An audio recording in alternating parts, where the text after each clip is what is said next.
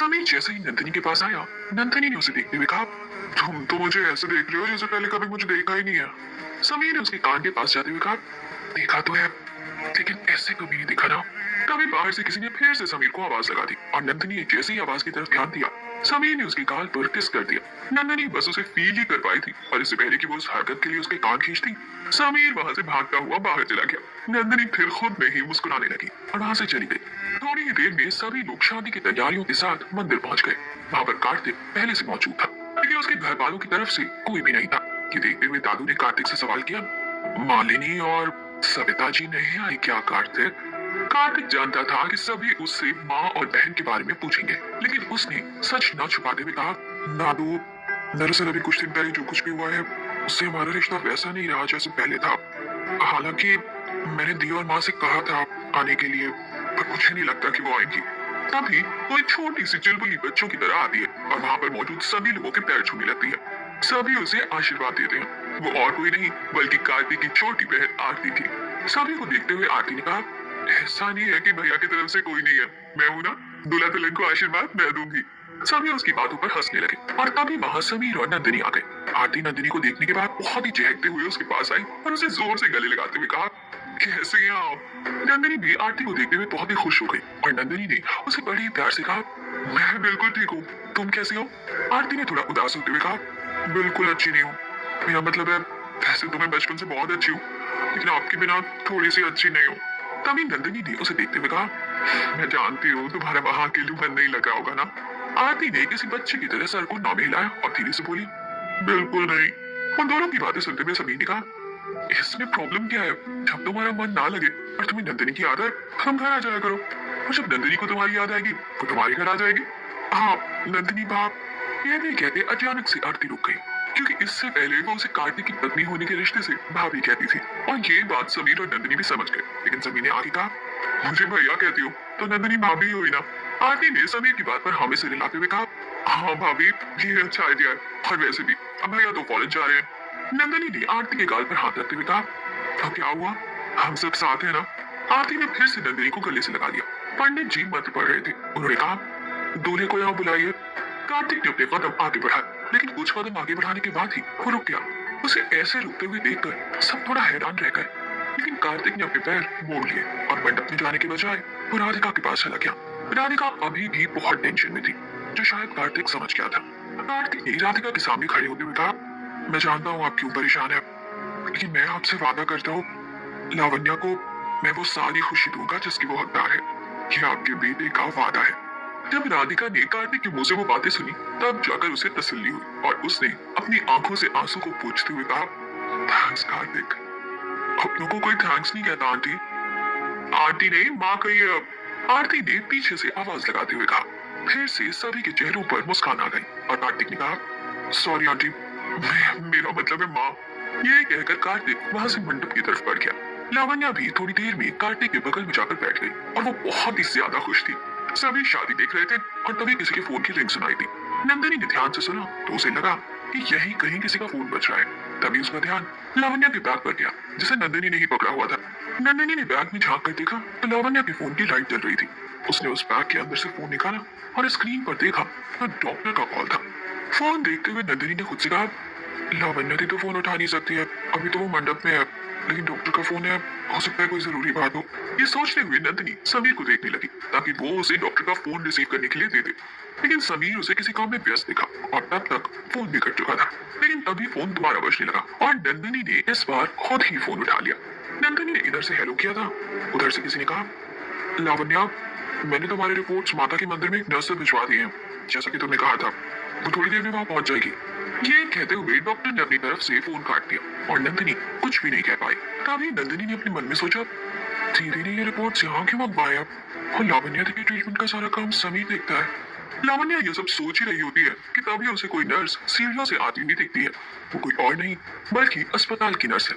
नंदिनी उसे जैसे ही करीब से देखती है खुद सोचने लगती है, ये नर्स की यूनिफॉर्म पर तो लाइफ हॉस्पिटल का लोगो है, लेकिन जहाँ तक मुझे पता है लावण्या दी का ट्रीटमेंट तो सिटी हॉस्पिटल से चल रहा है। नंदिनी भागते हुए उस नर्स की तरफ गई और उसे बीच में ही रोकते हुए कहा, हेलो। उस नर्स ने बहुत ही अजीब रिएक्शन के साथ कहा, हेलो आप? नंदिनी ने उसे ध्यान से देखते हुए कहा, मैं नंदिनी, आप ये रिपोर्ट्स लावण्या जी के लिए लाई है ना?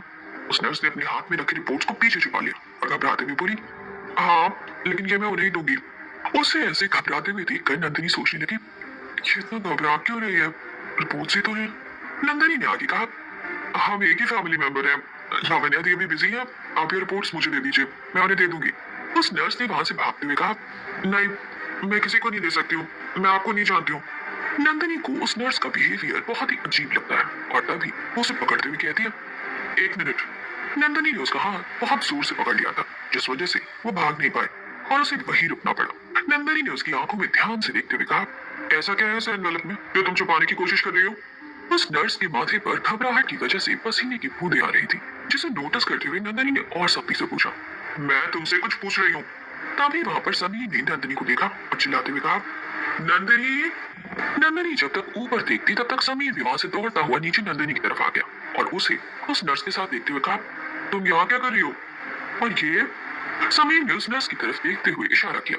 नंदिनी ने कहा, देखो ना समीर, ये लावण्या दी की रिपोर्ट लेकर आई है लेकिन मुझे दे नहीं रही। मैंने इनसे कहा भी कि लावण्या दी अभी अपनी शादी के मंडप में बैठी हुई है। तभी समीर ने उस नर्स की यूनिफॉर्म की तरफ ध्यान दिया और कहा, लाइफ हॉस्पिटल से? लेकिन लावण्या दी का इलाज तो सिटी हॉस्पिटल से चल रहा है। समीर की तरफ नंदिनी ने देखते हुए कहा, हाँ, वही तो मैं भी सोच रही थी। लेकिन समीर ने इस बात को नॉर्मली लेते हुए कहा, हो सकता है मॉम या दी ने कोई टेस्ट कराया होगा, आप ये रिपोर्ट नंदिनी को दे दीजिए, हम सब एक ही फैमिली से हैं। कहते हुए समीर ने उस नर्स के हाथ से वो रिपोर्ट ले ली और नंदिनी को देते हुए कहा, आप चलिए, सब तुम्हें वहां ढूंढ रहे हैं। नंदिनी इन सब के बीच रिपोर्ट देने आई। उस लड़की का चेहरा बार बार देख रही थी, जो उसे बहुत ज्यादा डरी हुई लग रही थी। लेकिन इससे पहले कि वो आगे कुछ कहती, समीर ने नंदिनी का हाथ पकड़ा और उसे वहां से वापस ऊपर की तरफ ले गया। नंदिनी ने वो रिपोर्ट तुरंत अपने बैग में रख ली और वहां वापस समीर के साथ मंडप पर पहुंच गई। अभी पंडित जी ने कहा, गठबंधन के लिए कोई जोड़ा आइए। सभी को लगा कि लावण्या और कार्तिक का गठबंधन राधिका और आशुतोष करेंगे। आशुतोष ने आगे बढ़ते हुए कहा कि राधिका, लेकिन राधिका के कदम वहीं रुके हुए थे। तभी आशुतोष ने फिर से कहा, राधिका, चलो, गठबंधन करना है, पंडित जी बुला रहे हैं। सभी की नजर राधिका पर ही थी और तभी राधिका ने कहा, गठबंधन समीर और नंदिनी करेंगे।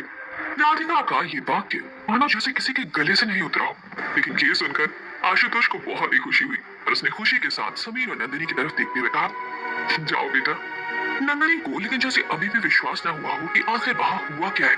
कल तक राधिका जिस शादी को मान भी नहीं रही थी, आज वो समीर और नंदिनी को एक जोड़े के रूप में देख रही थी और सिर्फ देख ही नहीं रही थी, बल्कि उन दोनों से शादी की रस्में भी करवा रही थी। समीर भी इस बात से बहुत खुश हुआ और नंदिनी की तरफ देखते हुए उसका हाथ पकड़ लिया। समीर और नंदिनी ने दोनों ने एक साथ मिलकर कार्तिक और लावण्या का गठबंधन किया। थोड़ी ही देर में दोनों की शादी हो गई, लेकिन शादी के तुरंत बाद ही लावण्या के चेहरे पर परेशानी दिख रही थी। लावण्या ने इधर उधर अवनी को देखा और फिर उसे जैसे अवनी दिखी, लावण्या तुरंत अवनी के पास आई और कहा, मेरा फोन कहाँ है अवनी? लावण्या ने याद करते हुए कहा कि फोन तो मैंने नंदिनी को दिया था, एक मिनट, बस अभी लेकर आई। ये कहते हुए अवनी नंदिनी के पास आई और कहा, नंदिनी, वो लावण्या दी का बैग। नंदिनी ने कुछ सोचते हुए कहा, हाँ, मैं लावण्या दी को दे देती हूँ। ये कहते हुए अवनी लावण्या के पास गई उसे बैग देने के लिए। लावण्या ने जैसे ही अपना बैग नंदिनी के पास देखा, उसने कुछ अजीब सा देखते हुए कहा, ये तुम्हारे पास? नंदिनी ने लावण्या को ध्यान से देखते हुए कहा, हाँ, वो अवनी ने दिया था। लावण्या ने तुरंत नंदिनी के हाथ से अपना बैग लिया और साइड में चली गई। नंदिनी ने नोटिस किया कि वो अचानक से कुछ अजीब बिहेव कर रही है। तभी नंदिनी वहां से मंदिर की दूसरी तरफ चली गई और उसने जैसे ही रिपोर्ट खोलकर देखी, उसकी आंखें खुली की खुली रह गई। नंदिनी ने उस रिपोर्ट को ध्यान से देखा और चौंक गई। उसने खुद से कहा, ऐसा कैसे हो सकता है? लावण्या दी इतना बड़ा झूठ कह रही है हम सबसे।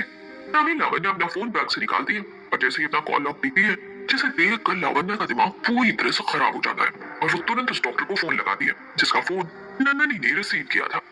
लावण्या के मन में तुरंत ये ख्याल आता है कि कहीं नंदिनी को सब कुछ पता तो नहीं चल गया, और अगर ऐसा है तो आज इससे बुरा कुछ भी नहीं हो सकता है।